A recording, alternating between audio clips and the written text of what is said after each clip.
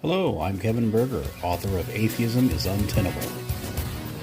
There's no shortage of channels of religious individuals engaging in apologetics to defend their positions, and there's no shortage of channels of atheists using counter-apologetics to argue against them.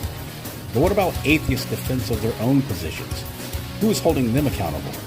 On this channel, I don't engage in apologetics. Instead, I apply the principles of polemics and skepticism to atheism and the claims made by atheists, of which, despite their insistence to the contrary, there are many.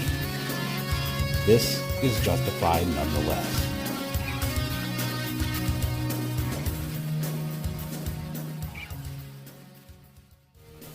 Hello, my little tumbleweeds. Welcome once again to Justified Nonetheless. I am Kevin Berger. This will be the first part in a new series of my omnibus of arguments for why I think nonbelief is incoherent.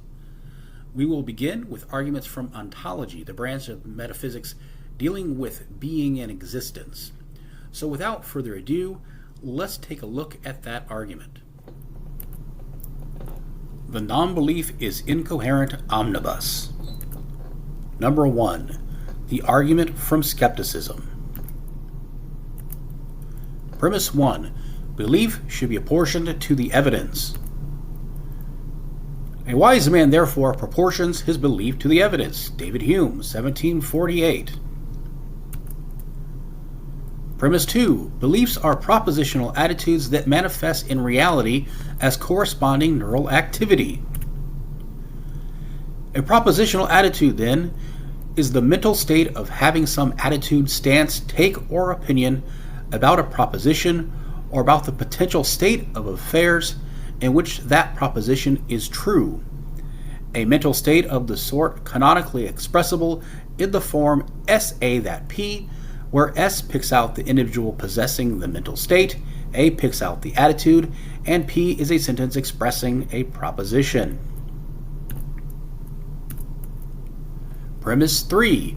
It is asserted that non-belief in the existence of deities, not BP, does not equate to or imply belief in the non-existence of deities, B, not P. To be clear, atheism is not a disbelief in gods or a denial of gods. It is a lack of belief in gods. Premise 4. There is insufficient evidence of a difference in neural activity between believing a proposition and believing its negation. A distinction in the neural activity that corresponds to non-belief and the neural activity that corresponds to disbelief or belief in the negation has not been substantiated, nor has any independently verifiable means to distinguish between them been provided. This is a distinction without a difference fallacy. A distinction in the concepts does not substantiate a difference in the phenomena to which the concepts refer. This is a reification fallacy. A distinction in the terminology does not substantiate a difference in the phenomena to which the terms refer. This is a semantic fallacy. There exists a concept of instantaneous travel from one location to another. We have a term for this concept: teleportation. Neither the concept nor the terminology makes teleportation real.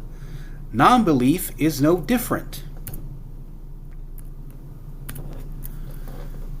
Conclusion. Therefore, one is justified in the dismissal of the assertion that non-belief, not BP, does not equal to or imply belief in the negation, B, not P. I understand the concept of non-belief just fine. I simply have no reason to think it exists beyond being a hypothetical abstract concept. Conversely, I have many reasons to think that it is bogus.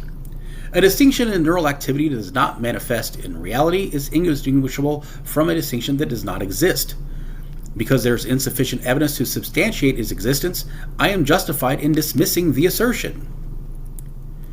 As this is not my claim, and I do not assert the non-existence of this distinction, this is not burden shifting, as I do not have a burden of proof to shift. The onus is on those who make this claim to support it, and this cannot be eschewed by magical hand-waving woo. If you cannot show how you know a claim is true, you cannot show that you know is true either. You shouldn't claim that you do know it, and you wouldn't claim to know it if you actually care about the truth. And no, your appeals to personal anecdotes, faulty analogies, and logical fallacies won't change this. So that was the argument from Skepticism. It's worth noting I could stop with that argument alone. However, I actually have many, many more arguments, which we will be delving into in the future. I would like to ask you that if you found this or any of my content interesting or entertaining, please subscribe, like, turn on your notifications, share, do all of those wonderful things that help to spread the word so we can prompt people to think more critically. And I will tell you once again that even if your beliefs aren't necessarily true, they should be justified nonetheless.